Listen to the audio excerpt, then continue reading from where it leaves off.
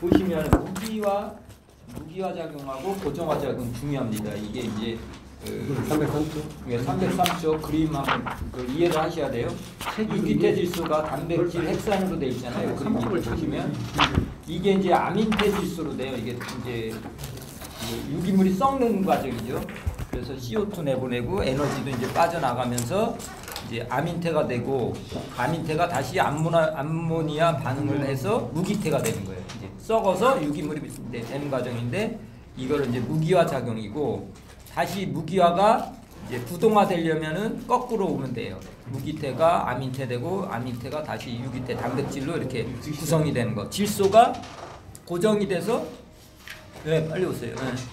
수업 다 오늘 잘 받으셨어요? 네.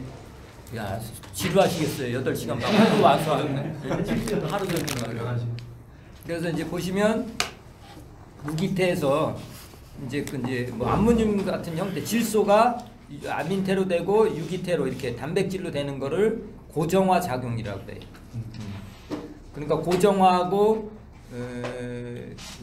무기화 작용은 CN율에 의해서 한 20에서 30 정도에 일어난다는 게 이제 304쪽에 다 설명이 돼 있어요. 그런 내용이고요. 그 중간에 보면 CN율이 30 이상일 때는 뭐 고정화 반응이 난다고 그랬어요. CN율 중요해요. 그 다음에 CN율이 20에서 30 사이에는 이제 그것도 안정된 상황이고, CN율이 20 이하면 무기화 반응이 일어난다. 이게 이제 CN율에 대한 얘기고요. 그 다음에 304쪽 그 밑에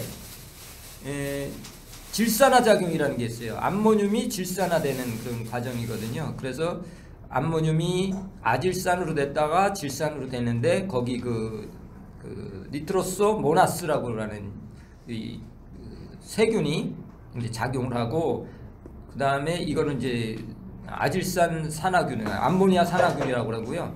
이게 다시 이제 가면은 이게 질산으로 되는 거를 아질산 산화균. 앞에 있는 걸 따서 이렇게 이름을 붙이는 거예요. 그래서 니트로소 소나스하고 니트로박터, 요거 알아두셔야 돼요. 잘 나오니까. 그 다음에 맨 밑에서부터 셋째 줄 다 알으셔야 돼요. 이런 반응이 일어나려면 pH가 4.5에서 7.5 사이에서 일어난다. 질산화에 대한 걸 얘기하는 거예요. 암모늄이 질산화가 되는 과정의 조건. pH가 4.5에서 7이고, 그런데 매우 산성화된 토양 같은 데서는 저해되겠죠. 그죠? 왜? 칼슘하고 마그네슘이 영양소 부족이라든가 알루미늄 독성 때문에 질산화가 저해된대요. 이 조건 꼭 아셔야 되고요. 그 다음에 305쪽의 그 질산화 작용은 적당한 수분이 있을 때 잘 일어난다. 그 다음에 뭐 호기적인 반응일 때는 느려지면서, 그 다음에 포화 상태에서는 산소 부조로 거의 일어나지 않는다. 온도는 요 정도 25, 30 요 정도에서 되고, 추울 때는, 덥거나 추울 때는 저해된다. 일어나지 않는다. 그렇게 됐고요. 이 질산이 됐는데 NO3가 됐잖아요. 이게 현기 상태로 가면은 이게 그 전자 수용체를 이제 그 미생물들이나 이런 게 이제 현기성 균이 먹기 때문에 그 산소를 떼어먹거든요. NO3에서 O를 떼어먹어요, 미생물들이. 그러니까 이게 N만 남아서 탈질이 돼요, 공중중으로. 그래서 이건 현기성 균이죠, 이게 떼어먹는 게. 그러니까 배수가 불량한 토양이나 산소가 부족한 토양에서 현기성 균은 산소 대신에 NO3를 전자 수용체, 전번 했죠. 질망철황 애웃이라고 그랬죠. 근데 질소를 먼저 먹다 보니까 탈질이 일어나는 거예요. 그래서 그 탈질이 일어나는 조건도 있어요. 보면 거기 보시면 쭉 있죠. 밑에 pH가 그 노트 6-4에 여기에서 거기서부터 5째 줄 pH도 탈질에 크게 영향을 끼치는데 중성일 때예요. 탈질은 중성. 질산화는 아까 뭐예요? 4.5에서 7.5. 이것도 거의 중성은 아니고 거의 약산성이나 그 정도였는데, 이거는 중성이죠. 탈질은 약간 비교를 하면서 하시면 좋아요. 그 다음에 이것도 온도가 낮을 때는 안 일어나겠죠. 온도가 낮으면 당연히 안 되죠. 그 다음에 그 담수 상태에서 일어난다고 그랬어요. 그죠? 이게 담수. 왜냐하면 미생물들이 그걸 질소를 떼어먹기 때문에 그 전자를 사용하기 때문에 그렇다는 얘기고요. 306쪽 질소 고정 또 나와요. 질소 고정은 어떻게 되고 그랬어요? 그 밑에서부터 다섯 번째 N2를 갖다 질소를 질소하고 6개의 전자가 있고 이거를 붙이는 거예요. 이게 이제 그 거기 저기들 있죠. 고정균이라고 있죠. 거기면 아조토박터 외우셔야 돼요. 그 아조토박터, 베르기니아 뭐 있고 크리스튜듐, 그러면 아크로박터, 슈도모나스 이런 것들이 이제 질소를 갖고 수소하고 이제 합쳐서 전자를 사용해서 2개의 암모늄을 나타내. 가끔가다 나와요. 이제 그 질소 고정균들은 몇 개의 암모늄을 생산해요? 2개를 생산하는 거예요. 어떤 때는 이렇게 나오더라고요. 그런데 여기 밑에 보면 뭐 질소 고정균이 비공생적 질소보다 훨씬 효율적이다. 왜냐? 이것은 실제 질소를 공정하는 미생물이 공생관계를 통해서 이제 에너지를 더 쉽게 얻을 수 있기 때문에 이렇게 효율적으로 한다는 거예요. 단생이 있고 공생이 있는데 공생이 더 효율적이다. 뭐 이 정도 알아두시면 되고요. 이건 날지 안 날지 모르겠지만 표 옆에 307쪽 거 표에 볼 때 공생적 질소 고정에 있어서 1kg에 N2를 질소를 고정하는데 약 10kg의 탄수화물이 필요하다. 그 정도 알고 계시면 되고, 그 밑에 코발트와 몰리브덴은 질소 고정에 필수적인 영양소다. 코발트, 몰리브덴.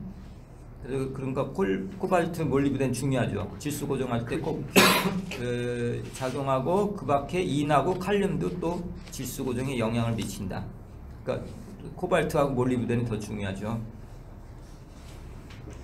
그 다음에 희산이 있습니다. 이렇게 열심히 모아놨는데 그 307쪽 밑에서부터 네 번째 줄, 토양 표면에서 질소가 기체 상태인 암모늄 상태로 이제 대기 중으로 손실되는 거. 암모늄이 휘산된다고 그래요. 이거 대기 중으로 날아가는 거. 주로 언제요? 요소나 암모늄 형태의 질소질 비료를 시용했을 때 날아가는 거죠. 탈질하고는 또 비교를 하셔야 돼요. 그죠? 탈질은 현기성인 상태, 물속 같은 데서 반응이 일어나는 거고, 암모늄이 바깥으로 공중에 나가는 거는 휘산이라고 그렇게 하시는 거예요. 그죠? 구분하셔야 돼요. 그리고 이제 308쪽 그 휘산 조건이 많이 있어요. 거기 보면 공식 밑에 보면 질소의 휘산 연성은 대개 P가 7점 이상, 7.0 이상이고 7 이상이고, 온도가 높고 건조한 조건에서 일어나고 탄산 칼슘이 많이 존재하는 석회질 토양에서 잘 일어난다. 이렇게 됐어요. 그리고 여기 뭐 요소 비료를 이렇게 휘산이 되는 거를 이제 공식을 적어놨는데, pH 증가가 질소의 휘산을 크게 촉진시킨다. pH가 높을 때 된다고 그랬어요. 온도도 높고 건조하고 그럴 때 휘산이 요소 비료에서 발생 많이 한다. 그리고 용탈 뭐 이런 거 중요하지 않고,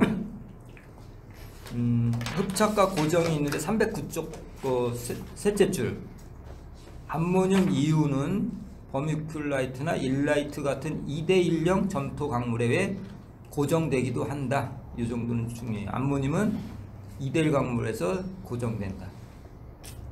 거기에 멈춰 있는 거죠. 아까 우리 어제 기점막이라는 게 있죠. 그런 틈새에 이 암모늄이 이게 들어갈 수도 있어요. 그런 얘기고요. 고정이 되는 거고요. 질소의 기능은 중요하죠. 이 질소 기전 그냥 다 가서 읽어 보셔야 돼요. 도관을 통해서 지상으로 이동한다. 이 질소는 뭐예요? 아미노산이니까 아민 형태로 이제 그 식물체에 이제 그 단백질로 이제 공급하는 거죠. 아미노산, 아민이 이제 단백질 되기 전에 질소가 단백질 되기 전에 그런 형태로 이제 흡수가 되는 거고요. 실제로 작물에서는 질산태 질소로 많이 흡수를 하고, 산성 토양에서는 뭐예요? 암모늄태. 어제 작물 생리가 그거 할 때 그거 생리학 할 때 그 산성 토양하고 작물 토양 산 토양하고 그 작물 할 때 그 했어요. 그죠? 그래서 산에 있는 수목들은 대부분 질산태가 아니고 암모늄태로 흡수를 한다고 중요해요. 그 다음에 310쪽 표 6-12 이게 뭐냐면은 그 비료에 대한 거예요. 비료. 이건 꼭 나오는데 뭐냐면은 다 외울 수는 없죠. 그러니까 요소 정도를 많이 사용하잖아요. 두 번째 NH2CO 이게 이제 그 요소 비료를 다 뿌리면은 45%뿐이 그 실제로 질소가 들어있는 게 45%예요. 계산에 많이 나와요. 이게 계산식으로. 요번에 안 나오는데 아무튼 자주 나와요. 뭐냐면 어떠냐 그래서 100kg을 이제 요소 비료를 뿌렸어요. 실제로 산소가 함유하는 거 뭐예요? 몇 킬로가 되겠어요? 100kg을 뿌렸다고 그러면 45kg는 뿌리면 안 되죠. 그러고 이렇게 문제가 나올 수도 있고 그러면 쉬운 거죠. 그런데 뭐죠? 이 요소 비료를 그 100kg으로 만든다. 요소 비료를 해서 질소 성분을 100kg을 만들고 싶다. 그럼 어떻게 됐어요? 100에다가 나누기 0.45. 예, 0.45를 나누면 얼마 돼요? 한 200 얼마가 되겠죠. 그죠? 200 얼마가 돼요. 260인가 뭐 그 정도 돼요. 그러니까 그 개념을 아셔야 되겠죠. 그죠? 이게 가끔 나와요. 아시겠죠? 나눠주고 이게 실제로 원하는 그 질소 성분을 원할 때는 그 요소 같은 경우는 45%가 들어있으니까 0.45로 나눠주는 거고, 응? 나눠줘야 돼요. 이게 그래 나눠주는 문제가 많이 나와. 100 나누기 0.45 하면 이게 뭐 한 200 얼마가 되겠죠. 실제로 요소를 200 얼마를 뿌려야지 100kg의 질소 성분이 이제 뭐 뿌린 효과가 있는 거죠. 그다음에 보시면 이제 뭐 요소는 속효성이다. 뭐 이 정도 알아두시면 되고요. 그다음에 이제 피복 요소라는 게 있어요. 이건 이제 속효성이기 때문에 빨리 반응해서 저기 하잖아요. 너무 빨리 작용하면 안 되니까 여기 피복을 씌워갖고 하는 걸 뭐 피복 요소 해갖고 311쪽에 보면 메뉴에 CDU 뭐 이런 비료가 있는데 IBDU 뭐 이런 게 있나봐요. 그다음에 311쪽에 그 표 중요하죠. 인이 중요하다고 그랬어요. 인은 인해석이라는 데서 이제 생성이 되죠. 저기 이제 암석이 있는 거죠. 인해석이라는 돌이 그런 데서 나오는데 거기 보시면 밑에서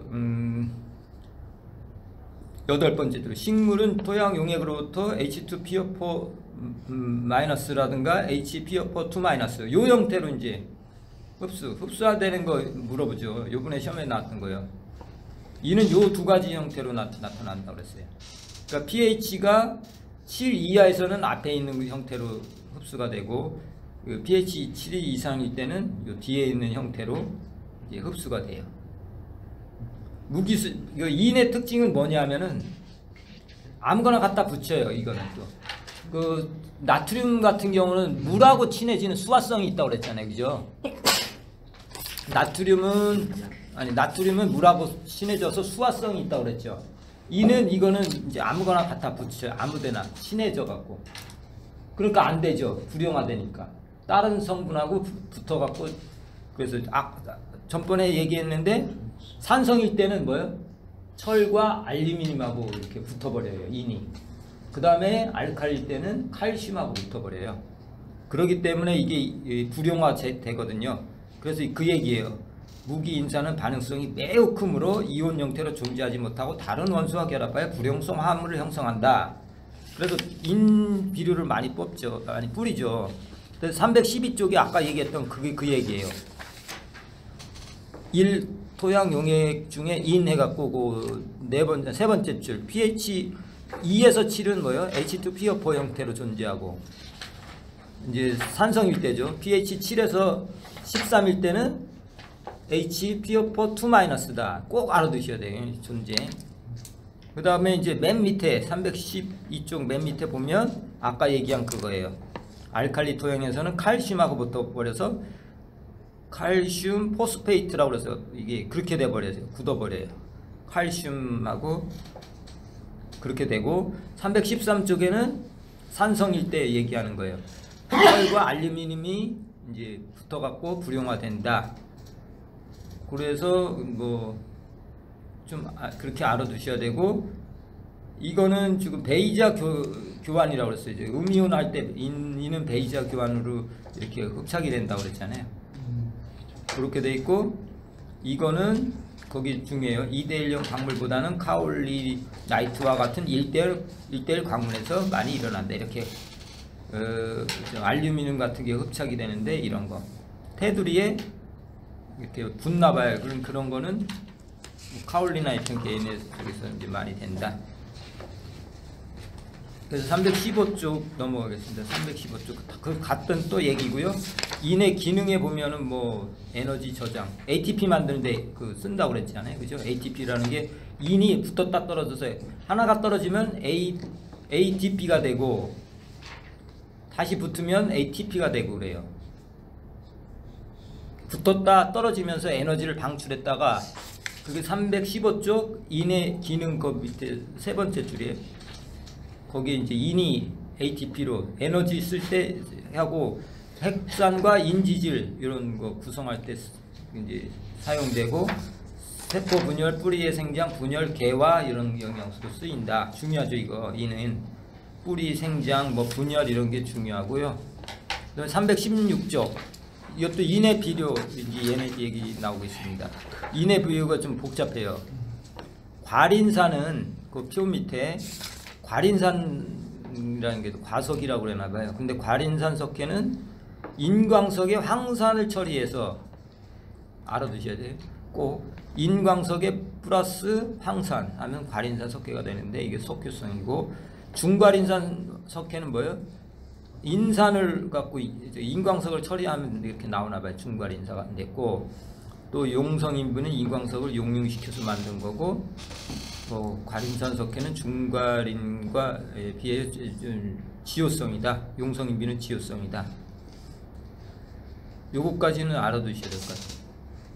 과린산 석회는 황상이라, 중과린산 석회는 인산, 용성인비는 인광석을 녹인 거다.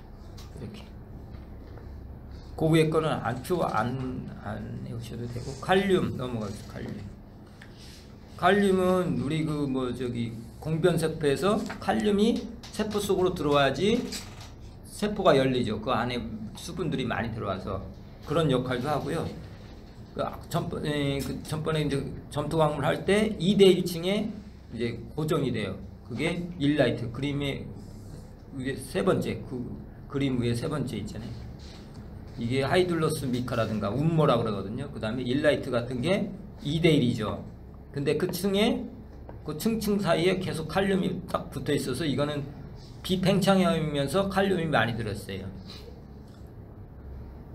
그러니까 일라이트가 제일 많이 들어있겠죠. 칼륨이, 그죠? 그 사이사이에 많이 들어있으니까. 그리고 일라이트 알아두셔야 되겠고요. 칼륨 많이 들어있는 거. 그 다음에 이제 318조 칼륨 역할 다 아셔야 돼요. 체내 이동성이 크죠.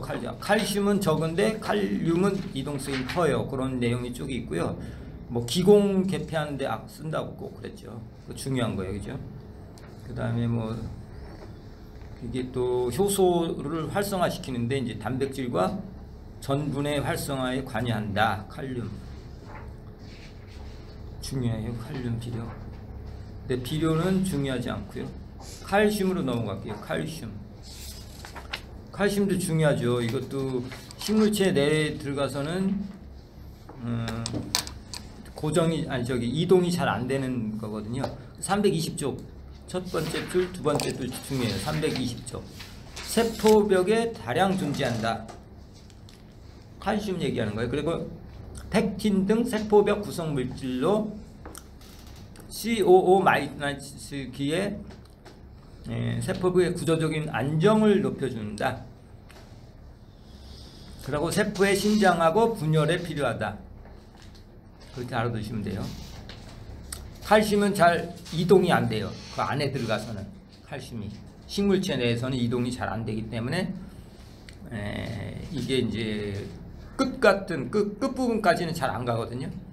그래서 이게 부족하면 뭐 토마토 같은 거 배꼽 썩은 병 많이 걸려요. 그 다음에 사과 고두병이라는 거. 제가 기술원에 있을 때 토마토를 주로 길렀거든요. 하우스 안에서. 이 병이 많이 걸리더라고요. 근데 이제 시중에서는 잘 못 보잖아요. 왜냐하면 그게 저기 버리거든요. 그거 따갖고. 그런데 신기하게도 있잖아요. 그게 일단 나타나잖아요. 그럼 이제 그 염화칼슘 같은 거 뿌리라고 그래요. 근데 그거를 진짜 우리가 이제 매고서 막 뿌려주거든요. 한 2, 3일 지나면 그게 없어져. 너무 신기하죠.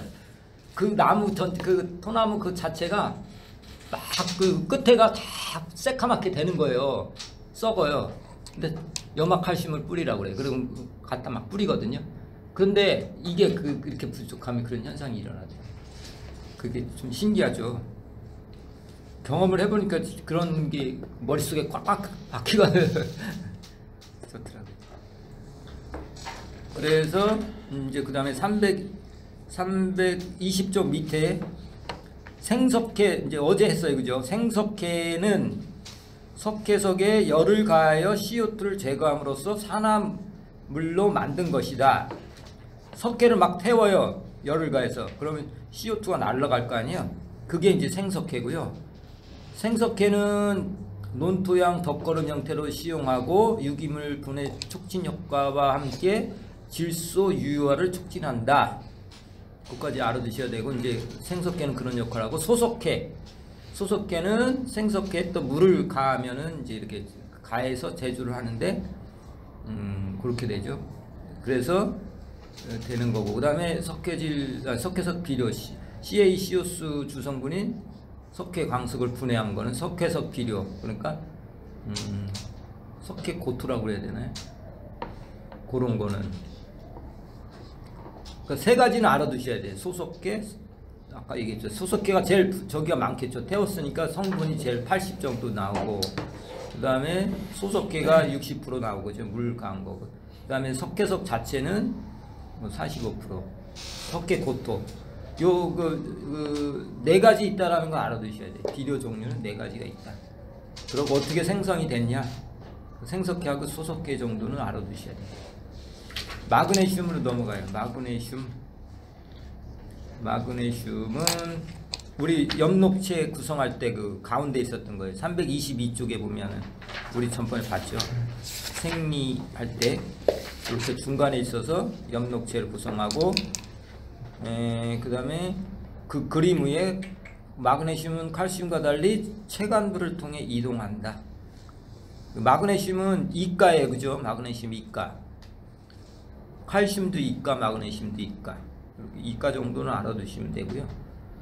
마그네슘은 뭐 323쪽 셋째 줄 산성 토양은 일반적으로 용탈에 의한 뭐 마그네슘 결핍 현상이 발생돼서 뭐 석회 고토에 많이 사용하면 된다. 고토 석회를 많이 사용한다. 산성 토양에서 고토 석회라는 거예요. 마그네슘이 들어있는 그런 역할을. 그러니까 마그네슘도 주고 칼슘도 주니까 좋은 거죠. 황 들어가겠습니다. 황은 거기 황은 했죠. 전번에 황 중요하다고 그랬어요. 그 다음에 이 황은 그 환원 상태에서 다른 뭐 알루미늄이나 철이라든가 이런 거하고 결합해서 식물체의 그 독성을 띠게 한다고 그랬어요. 그 다음에 그 황이 이렇게 이제 그 산수하고 만나서 이렇게 할 때 티오 바실러스라는 게 있어요. 티오 이런 게 작용해. 이제 세균이 티오 바실러스 전번에 안 했는데 자가 영양 세균이라는 게 있거든요. 이게 산수하고 결합할 때 이제 에너지가 나오는데 이걸 먹고 자라나 봐요. 그런 것도 좀 알아두시면 좋고요. 황은 뭐 이동성이 크다. SO4 2- 형태로 이제 하는데 그거는 뭐 이동성이 크다. 그 정도 알아두시면 되고. 황은 전번에 했기 때문에 그냥 넘어갈게요. 황은 넘어가고. 황은 325쪽에 시스테인 그 325쪽 세 번째 줄. 황은 아미노산 시스테인과 메티오닌 등의 구성 성분이다. 중요하죠. 황은. 그 다음에 뭐 엔코자임 A와 비타민, 바이오틴하고 티아민 같은 구성 성분이다. 이게 뭐예요? 광합성할 때 시스테인 이런 거 메티오닌 이런 거는 안녕하세요. 어서 오세요. 단백질 구성할 때 이건 중요한 거거든요. 그 다음에 황은 뭐예요? 이제 나중에 내한성, 내건성 얘기할 때 SH 구성 뭐 그런 게 돼 있죠, 그죠? 그러니까 SS라는 게 거기에서 뭐 황이 그 구조를 이룬 거 세포벽 같은 거 이룰 때 SS로 된 거는 황이 2개 된 거고, SH는 뭐예요? 황하고 H라는 그거랑 결합한 거예요. 뭐가 더 튼튼하겠어요? SH가 더 내건성이나 뭐죠, 내한성 이럴 때 그 구조가 더 튼튼하기 때문에 이게 SH가 있을 때 튼튼하다, 이런 저항성이 커진다, 이렇게 알아두시면 돼요. 그때 이게 황이 들어가는 거죠. 황. 그때 황을 SH. 이게 뭐 배추가 있잖아요. 그런데 많아요, 그게. 들어있어요, 많이 들어있어요. 그다음에 미량 원소는 다 이제 그냥 넘어갈게요. 미량 원소는 너무 많아서 망간 329쪽 밑에 망간. 이건 뭐예요? 철하고 330쪽 가면 뭐 산성 토양에서 환원 상태에서 뭐 유효도가 이제 커져요, 그죠? 산성 토양에서, 그죠? 유효도가 커진다.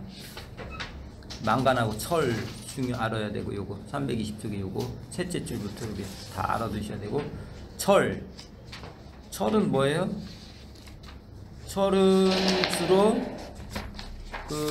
호흡하고 광합성할 때 시토크롬 뭐 그런 거 많았었잖아요. 그 효소, 그런데 다 철로 돼 있어요. 그래서 엽록소에도 크로로필, 엽록소 2 반개 1이 있고 2가 있었거든요. 그게 다 이게 이제 철에 의해서 이제 돼요. 그래서 철이 결핍되면 어떻게 황화 현상이 일어나겠죠, 그죠? 어린 잎부터. 그러면 철이 칼슘하고 다 이동이 안 돼요. 전번에 얘기했나요? BS 카구철 이렇게 외우시면 돼요. BS 다시 적어드릴게요. 식물체 내에 들어가 갖고 잘 이동이 안 되는 게 있어요. 그게 B 붕소하고, S 황하고, 칼슘, C 칼슘 중요해요. 칼슘이. 그 다음에 구리 CU, 그 다음에 철 Fe 이렇게. 근데 황은 주로 관계 없고 카구철, 카구철 이렇게 오시면 카구철, B 카구철, BS 카구철 이렇게 오셔도 되고요. BS 카구철. 그러니까 체내에서 이동이 안 되는 거. 이게 계속 나와요. 이게 비생물적인 거 그런 것도 BS 카구철. 칼슘이 제일 이동이 안 되고, 아까 얘기했죠. 이동되는 거. 이동되면 나머지 질소, 칼륨 뭐 이런 거. BS 카구철. 그거만 되게 헷갈리는데 오늘 확실하게 입력이 그랬어요. BS 생물적 저기에도 나와요. 이게 우리 비생물적에도 이경준 교수가 딱 이렇게 예쁘게 만드는 거 여기 딱 나오니까 BS 카구철 안 나올 데가 없으니까. 그래서 331쪽에 보면 세 번째 줄 가끔가다 나와요. 철 결핍에서는 석회질 토양에서 자주 나타난다. 석회를 많이 줬어요. 그러면 어떻게 돼요? 철 결핍 현상이 나타나요. 석회를 준다고 해서 무조건 좋은 건 아니죠. 또 철 성분이 또 그걸 기량자금이라고 그래요. 기량. 이번에 시험에 나왔던 거 기량자금인데, 싫어하는 게 있어요. 철하고 지금 석회 이런 거 정도는 알아두셔야 되고요.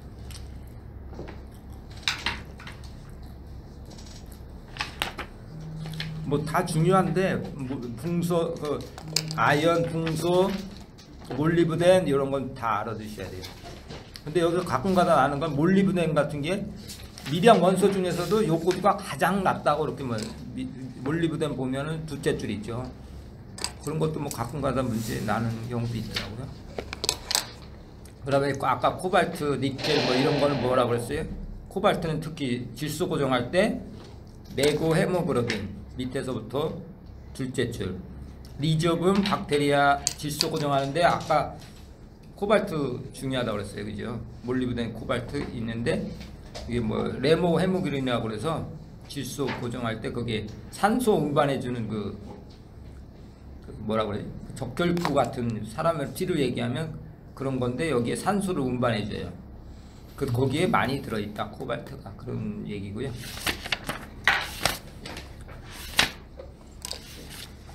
그 다음에 쭉 넘어갈게요. 오염으로 갈게요. 오염.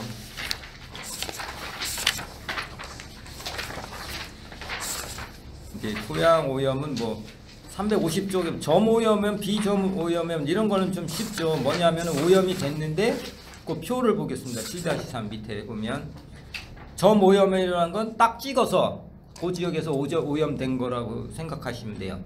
비점오염에는 이렇게 광범위하게 이렇게 오염이 돼서 어디가 그 근원지인지 못 찾는 거를 얘기해요. 그러니까 점오염을 하면 이거를 이제 이해를 하셔야 되겠죠. 폐기물 매립지, 가축사육장, 산업 뭐 이런 거, 유기물, 송유관 뭐 이런 게 다 점오염이라고 그러고 농약 같은 걸 장기간 뭐 이게 그 시골 같은데 이런데 막 오염이 됐다 농약으로 그러면 이런 거는 어디서 됐는지 모르잖아요. 폐광산에 있는 뭐 폐석으로 유출된 중금속, 뭐 산성비, 방사선 이런 거는 비점오염이다 이렇게 알아두시고 그 정도 구분하시면 되고 351조 7-3 밑에 그림 밑에 토양 측정망은 전국망과 지역망으로 구분되어 있는데 뭐예요? 오염물질을 다 외우셔야 돼요. 카드뮴, 구리, 비소, 수은, 납, 육각크롬 그 다음에 시안, 페놀 6종 시안, 페놀 이렇게 외우셔야 돼요. 그죠? 다시요. 카드뮴, 구리, 비소, 수은, 납, 크롬, 시안 이런 거. 근데 이 오염 이거는 뭐 한두 문제 나오긴 하는데 어렵게는 뭐 그 한도 없이 뭐 나오고요. 그래서 그냥 대충 할게요. 353쪽에 보면 뭐 질소 같은 게 요새 많이 뿌리잖아요. 질소 비료. 거기 보면 청색증 유아에 왜 애들이 파랗게 그런 이렇게 나와요. 청색증이라든가 너무 많이 과잉 섭취하면 뭐 에세모글로빈 혈증이라든가 청색증이 많이 걸리고요.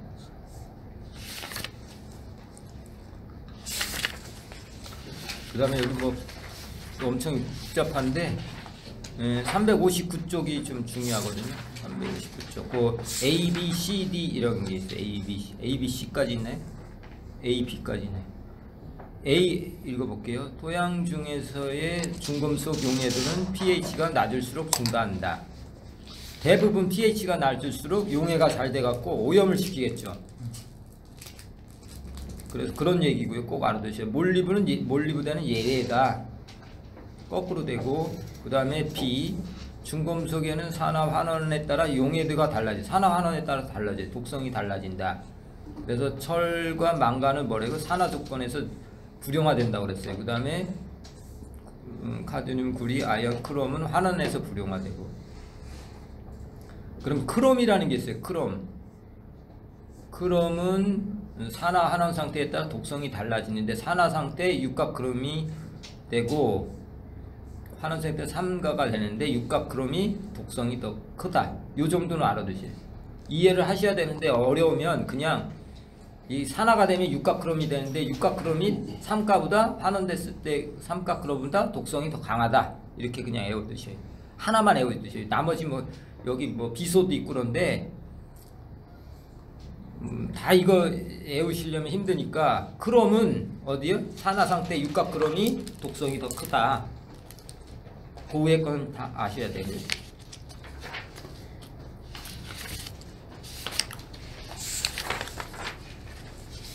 그 다음에 요거 366쪽은 이거 바뀌었거든요. 이게 바뀐 거로 제가 올려드린지 그렇게요. 이게 다 바뀌었어요. 옛날 책인데 이거 안 바꾸네 이거. 이 사람들이 정옥표 아닌가요? 이거 정옥표도 없고 이 사람들은 진짜 373쪽 하겠습니다. 373쪽 그림을 이해해서 373쪽 그래프 이해를 하셔야 돼요. 이거는 뭐냐면은 그 필수 금속 구리하고 아연 돼 있죠. 이거는 결핍돼도 문제고 많아도 문제가 되죠. 이 결핍되는 거는 LCC라고 해요. 하이 한계 농도라고 하고요. UCC는 뭐예요? 독성이 생길 때. 이 필수 원소는 결핍돼도 문제고 많아도 독성이 생겨서 문제잖아요. 근데 비필수 원소는 뭐예요? 독성만 나타나는 거. 카드뮴, 납 같은 거는 필요 없는데 많으면 해를 줘요. 그죠? 카드뮴, 납, 이 정도는 알아두셔야 돼요. 필수 원소 구리, 아연은 LCC, UCC가 있다. 필수 금속은 카드뮴하고 납은 UCC만 존재한다. 이해하시면 쉬운데 이해를 하셔야 될 것 같아. 이해를 하시는 게 좋겠죠.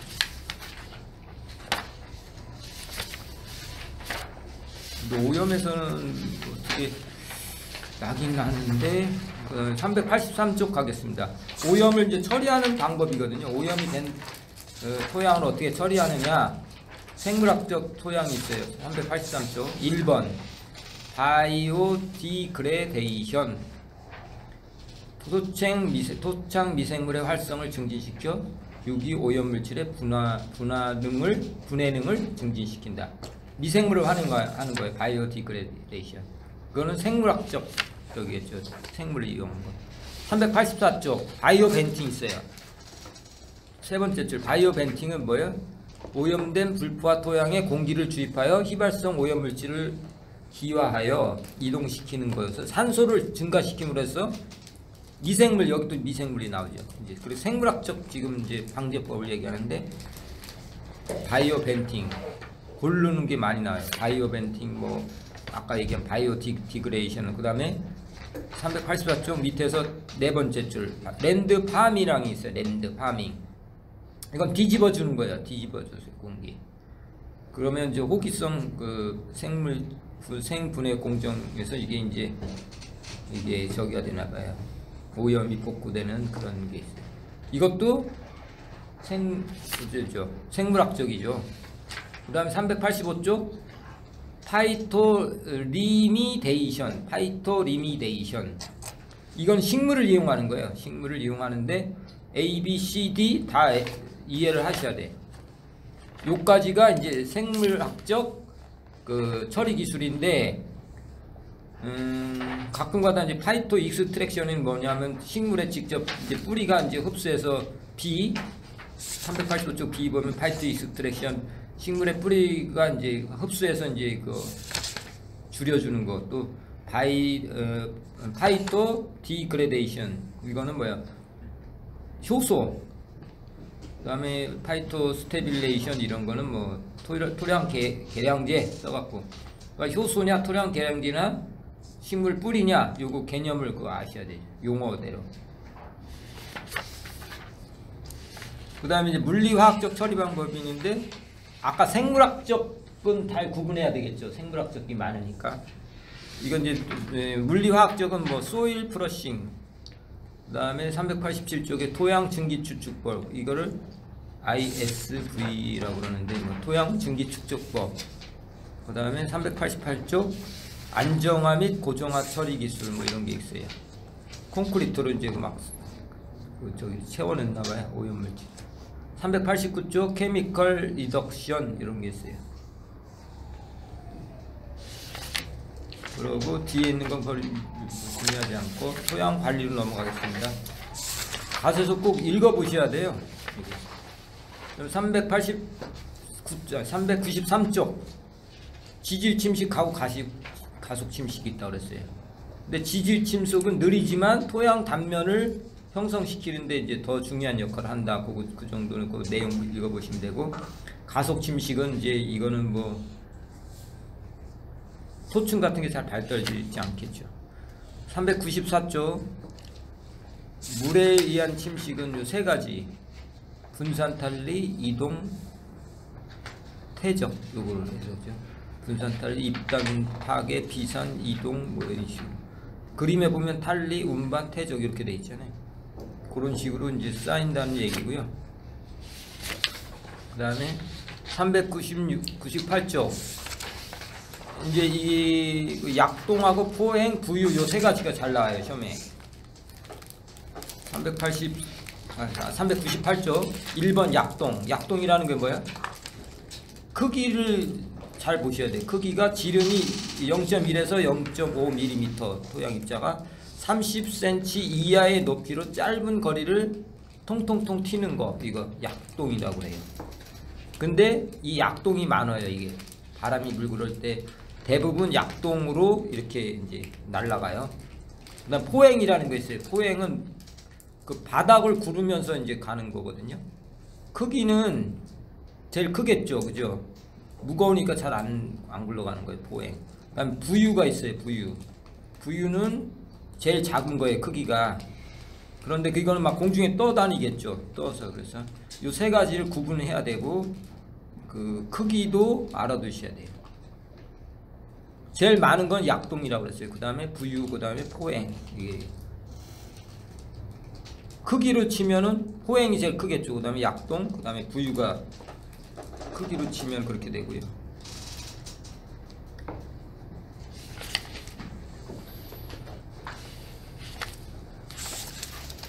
토양 침식 넘어가겠어요. 402쪽. 토양 침식 예측 공식이라고 그래갖고 A는 RK, LS, CP 이렇게 됐어요. 그죠? 연간 토양 유실량은 강우인자 곱하기 토양 침식성인자 K, 그 다음에 LS 경사도와 경사장인자 곱하기 작부인자 곱하기 토양 관리인자, 이거 5가지를 곱해서 토양 유실을 이제 예측하는 거예요. 그래서 이거를 USL이라고 불러요. USL이 5가지로 돼 있다. 그 첫 번째가 강우인자 한번 보겠습니다. 강우인자는 비가 많이 왔을 때 그 영향을 받는 거잖아요. 그거는 이제 뭐 그렇게 중요한 거는 아니고,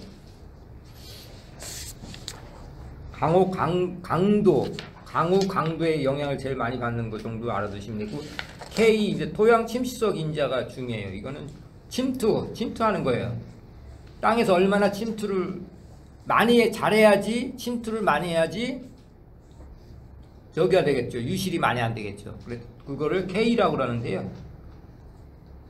K는 2가지로 해요. 침투율하고 토양 구조의 안정성 중요하죠. K는 토양 침투율하고 토양 안정성. 그러니까 토양 침투율이 높으면 유실량이 적어지고 안정화된 거예요. 숫자는 뭐예요? K는 0에서 0.1 사이다. 큰 거는 유실이 많이 되고 적은 거는 유실이 잘 안 된다. 그 정도로 알아두시면 돼요. 보통 0.04에서 0.025 이 정도 되는 거예요. 0.04는 좀 크니까 침투가 많이 되고 0.025는 거의 안 되는 거죠. 우리나라 보통 토양은 이런가 봐요. 이 사이에 있나 봐요. 경사도와 경사 인정이 있습니다. 그러면 밑에서부터 LS는 이제 포장을 22.1m하고 경사도를 9% 했을 때 갖고 시험을 하는 거예요. 그 수치 좀 알아두시면 되는데, 404쪽에 보면 경사면이 길어질수록, 그 다음에 경사도가 커질수록 유거의 속도가 증가한다. 첫 번째도 두 번째 줄 그거 알아두시면 되고, 404쪽 작부인자 있어요. 땅 위에 어떤 작물이 심겨져 있냐, 그거 이제 작부인자예요. C라고 표시해요. 크롭 매니지먼트 팩터라고 해갖고, 그래서 피복이 안 된 거, 이거 이제 숫자는 큰 걸수록 침투가 잘 되는 거겠죠. 5가지를 곱한다고 그랬어요. 크면은 유실량이 커지는 거니까. C 값이 1에 가까우면 어때요? 피복이 안 된 거고, 이게 0.1 그 작은 걸수록 피복이 잘 된 거죠. 여기 보시면 그냥 작물인데, 이거는 뭐 이게 보통 보시면 목초 같은 게 좀 크죠. 목초 같은 게 이제 저기가 작부인자가 0.08인가 작으니까 C가 저기 한 거죠. 옥수수 같은 건 뭐예요? 듬성듬성 시켜져 있기 때문에 C 값이 크죠. 0.47 제일 크죠. 그 정도 이해하시면 되고, 숫자하고요. 토양 보존인자라는 게 있어요. 포장을 다 어떻게 관리를 잘 하냐. 그래서 405쪽에 보면은 상하경이라고 있어요. 상하경. 산비탈을 생각하세요. 상하경이라는 거는 그냥 그 물줄기 내려오듯이 그냥 이렇게 밭을 일구는 거예요. 산에다가. 그럼 어떻게 되죠? 비가 오면 막 그냥 떠내려오겠죠. 그 숫자가 1이죠. 그러니까 관리가 안 된 거예요. 그죠? 상하경, 요거 요쪽. 여기 요쪽에 1이라는 얘기. 상하경. 1. 네. 그 다음에 제일 작은 게 뭐예요? 부초 심으면 맞죠? 0.09. 그 피복이 잘 된 거죠.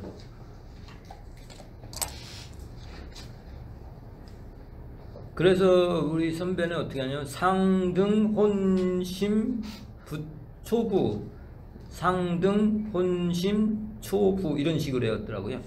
그러니까 상하경이 제일 크고 보존인자가, 그 다음에 뭐 등고선은 뭐예요?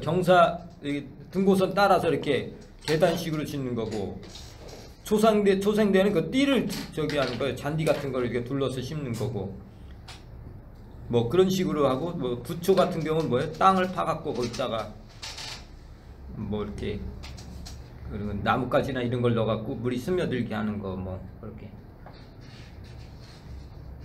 그 다음에 405쪽에 풍식 예측 공식이 있어요. 이거는 풍식이 이제 그 하는 거죠. 2라고 표시되는데, I는 토양 풍식성 인자 곱하기 토양면의 조도 인자 곱하기 그 지방의 기후 인자 곱하기 포장 나비 곱하기 식생 인자, 이렇게. 좀 헷갈리죠. 아까 그 LSCP 뭐 RKLSCP하고 요거랑, 아까는 비나 이런 거에 의해서 된 거고, 이건 바람에 의한 거죠. 풍식이니까 약간 공식이 차이가 있는데 뭐 어렵게 나면 또 이렇게 구분해서 나올 수도 있을 것 같아요. 근데 앞에 있는 거 풍식보다는 앞에 있는 게 더 많이 나오고 있죠. 쭉 넘어갑니다. 쭉 넘어가요. 구쪽 아니 그 구장 토양 조사와 분류 거기로 가시겠습니다. 토양 분류. 토양 분류는 435쪽 밑에서부터 맨 밑에 줄을 한번 보겠습니다. 토양을 12목으로 나누거든요. 크게 토양을 435쪽. 뭐예요? 순서가 목, 아목, 제일 큰 게 목이고, 그 다음에 아목, 대군, 아군, 속통, 이렇게 436쪽 위에까지 이렇게 6단계로 나눌 거예요. 꼭 외우셔야 돼요. 목 제일 크고, 아목, 대군, 아군, 속통. 제일 기본이 되는 게 뭐예요? 통이라고. 통. 제일 큰 거는 목. 12목 있다 할 건데 제일 큰 거는 목. 이렇게 목이 제일 크고 통이 제일 작다, 이렇게. 목, 아목, 대군, 아군, 속통 꼭 외우셔야 되고, 이게 이제 토양을 분리한 거예요. 큰 거서부터 이제 작은 거로. 우리 그 저기 뭐 종속 강목, 강문계 뭐 할 때 한 거 있잖아요. 뭐 곤충도 그렇고 뭐 식물도 그렇고 다 이렇게 나누잖아요. 이것도 토양도 이렇게 나눠요. 큰 거부터 이렇게. 강문. 그래서 이제 그 보시면 토양통에 대한 게 뭐 나왔어요. 최하위 거기 노트 9-1 위에 보면 뭐 가장 최하위 단위를 토양통이라고 한다. 그 다음에 토양 양식이 거의 같고 생성학적 거의 단면이 같은 거, 요런 거 기본이잖아요. 통이 가장 작다고 그랬잖아요. 통부터 시작하잖아요. 그거를 단면이 같고 생성도 같고 이런 거를 같은 이제 통으로 보는 거죠. 그 다음에 9-1은 좀 이해를 하셔야 되는데 이게 좀 어려워요. 어렵게 나면 이렇게 나요. 문화재 같은 거 이걸 주고서 이게 뭐 분석하는 게 있거든요. 그냥 뭐냐면 끝에부터 식물 저기 하듯이 학명 외우듯이 목부터 시작해요. 제일 맨 끝에를 목. 서양 사람들은 그렇잖아요. 제일 큰 거를 뒤에 놔요. 주소도. 그죠? 우리나라 사람하고 개념이 틀려. 우리나라 사람들은 충청북도 보은군 뭐 수안면 병원 이렇게 우리 고향이 그렇게 나타나는데, 저기 외국 주소는 그렇잖아요. 어디 마을 몇 번지 무슨 뭐 무슨 리 무슨 면 뭐 무슨 시 뭐 미국 뭐 이렇게 나오잖아요. 그러니까 그런 개념으로 생각하셔요. 그러니까 이것도 그 사람들의 사상으로 이게 한 거니까 제일 큰 거를 맨 밑에 따는 거예요. NT 요게 NT거든요.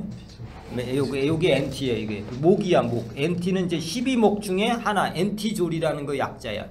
그다음에 이제 아목을 하는데 아쿠아 NT 그런 건 아쿠아라는 건 습기가 있는 그 NT졸은 이제 미숙 토양이거든요. 아쿠아 습기가 있는 거를 이렇게 표시한 게 아목이고 대군까지 표시하려면 할프 아쿠언트 이렇게 돼요. 대군은 뭐예요?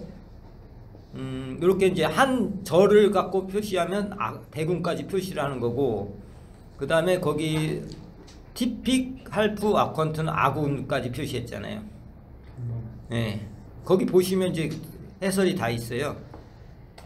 평범하다, 전형적이다, 이 보편적인 티픽이라는 거고 할프 그거는 뭐죠? 토양 층위가 발달이 미약한 과습토 토양 전형적인 토양 층위 발달이 미숙한 토양이다. 그 다음에 속이 있어요. 속은 어디요? 속은 뭐 콜스 여기부터 콜스, 롬니, 믹스트, 논엑시드, 뭐 매식 이런 거 있어요. 이거는 각각 거기 밑에 보시면 돼요. 토성이 사양질, 콜스, 롬니라는 게 토성이 사양질이다. 믹스트라는 거 혼합돼 있고 여러 혼합된 비산선, 넌 엑시드라는 게 애시드가 저기잖아요. 비산성이에요. 애시드는 산성이고 넌 믹스드다. 그 다음에 매식이라는 게 있어요. 매식은 연평균이 8에서 15도인 그런 과습한 발달이 미숙한 과습 미숙 토양이다. 그래서 여기는 문포 통이잖아요. 문포. 그래서 이렇게 거꾸로 이렇게 이 사람들은 이렇게 체계를 잡아와요. 큰 거부터 이렇게 갖고 초 이렇게 배열을 해놓은 거 이거 순서를 해놓은 건데 요거를 이해해야지 시험 문제에 나서 이제 적용을 하는 문제가 가끔 나와요. 많이는 안 나오고 문화재 같은데 어렵게 나올 때는 그렇게 나와요. 7급 공무원 이런 데는. 근데 남의사는 모르겠어요. 이렇게까지 나올는지는 모르겠고. 아무튼 이렇게 안 나왔어요? 이거는 안 나왔어요. 토양 분류는 안 나오더라고요. 네. 원래는 살린 토양도 분류가 또 있거든요. 근데 안 나왔더라고요. 요새. 다행이었죠. 그런데 나올 거예요. 이번에는 438쪽에 한번 보세요. 438쪽 12목이 있다고 그랬어요. 그죠? 12목이 있는데 거기 뭐 쭉 있어요. 그게 이제 그 표 9-7을 이제 옆에 이제 해놓은 거예요. 설명을. RP졸이 있어요. 12목 정도는 외워두셔야 돼. 개념을. 439쪽 12목 12가지 대표적인 토양 요거는 알아두셔야지. RP솔이라는 게 있어요. RP졸이라고 이거예요. RP졸은 뭐예요? 그 염기도가 많이 돼 있는 그런 토양을 RP졸 그 정도 대표적인 거를 이렇게 얘기할 거예요. 아리드졸은 건조한 지방에서 많이 생성돼. 아리드졸. 엔티졸은 미숙한 아까의 엔티졸이 있어요. 3번의 엔티졸 미숙한 토양. 우리나라 이런 게 이제 미숙한 진행이 잘 안 된 그런. 그다음에 4번 히스토졸은 이제 연못 습지를 생각하시면 돼요. 그런 데서 생된 늪지에서 생성된 거. 인셉트졸은 우리나라에 제일 많은 거예요. 중간 정도 발달한 그 인셉티졸 우리나라에 제일 많으니까 중요하겠죠. 인셉트졸은. 그다음 몰리졸은 초원 같은데 칼슘이 풍부한 이런 거를 생각하시면 돼요. 몰리솔. 그다음에 440쪽 아니야 맨 밑에 쪽 옥시졸 있네. 옥시졸. 우리 저기 했어요. 라테라이트 같은 거 할 때 철 같은 거 그죠? 알루미늄과 철이 있는 거 맨 밑에 있는 게 그게 고온다습한 열대 지방에서는 뭐 라테라이트 같은 게 막 생성된다고 그랬잖아요. 거기 철과 알루미늄 나오고 카올리나이트 뭐 이거 나오면은 옥시졸이라고 생각되면 돼. 옥시졸은 또 그 철과 알루미늄. 그다음 스포도졸이라고 있어요. 스포도졸은 뭐예요? 냉온대. 침엽수가 많은 냉온대 스포도졸 있죠. 포도졸을 화된다고 그랬잖아요. 침엽수. 그 다음에 울티졸 있어요. 442쪽 울티졸. 이건 과습이 이제 된. 그 다음에 버티졸은 이제 그 뭐지? 팽창이 심한 이될 광물들이 많은데 이건 버티졸이라고 그래요. 팽창이 말이라. 팽창 정도는 버티졸 요 정도까지만 외워주시면 돼요. 그 다음에 이제 뭐 갤리솔이라는 게 있고 뭐 이런 게 있어요. 갤리솔은 이제 그 영구 동결충이라고 그래서 추운 지방에서 생성되는 건데 요게 빠져 있고 12개 중에서 요게 빠져 있고 또 뭐가 빠져 있죠? 아무튼 12개가 있는데 요거 뭐 대표적인 것만 알아두시면 돼요. 뭐가 빠졌는지 모르겠네. 스포도줄이 빠져. 스포드줄 8번 440쪽 스포드줄 있었고 있었고 여기 있네요. 히스토졸하고 젤리졸. 어? 갤리졸하고 그러니까 추운 지방에서 생성되는 갤리졸하고 히스토졸도 있었고 몰리졸도 있고 옥시졸, 스포드졸, 울티졸 12개 다 있는데요. 다 있어요? 젤리졸도 위에서 아, 다 있었어요? 5번째 있고 다 있어요. 다 있어요? 근데 10번까지 있어. 이쪽에 이거 10번 중. 이건 12개. 그러니까 요거랑 비교하시면 돼. 이게 438쪽에 있는 게 요거만 외우시면 되거든요. 12개라고. 그래서 요거하고 이렇게 된 거예요. 그러고 나머지는 그렇게 날지 안 날지는 모르겠어. 우리나라 토양 이런 것도 중요하긴 한데 이건 이제 산림 토양, 우리는 산림 토양을 주로 하니까 이렇게 하겠습니다. 엔디졸하고 젤리졸이 없네요. 그래? 엔디졸? 엔디졸이 없네. 엔디졸하고 엔디졸은 저 화산. 엔디졸이라는 게 나 가끔 얻어나요. 화산의 폭발에서 생기는 걸 엔디졸. 이렇게 엔디졸. 어렵죠? 젤리졸이요? 갤리졸. 갤리졸은 그 추운 지방, 영구동결층. 영구동결층이라고 그래서 이제 뭐 툰드라 지방 뭐 이런 데서 추운 지방에서 하는 거고. 조금 쉬었다가 이거로 넘어가겠습니다. 어제 복사해드린 거 그거. 네? 이거 열심히 일하다 1시간도 기억이 안 나.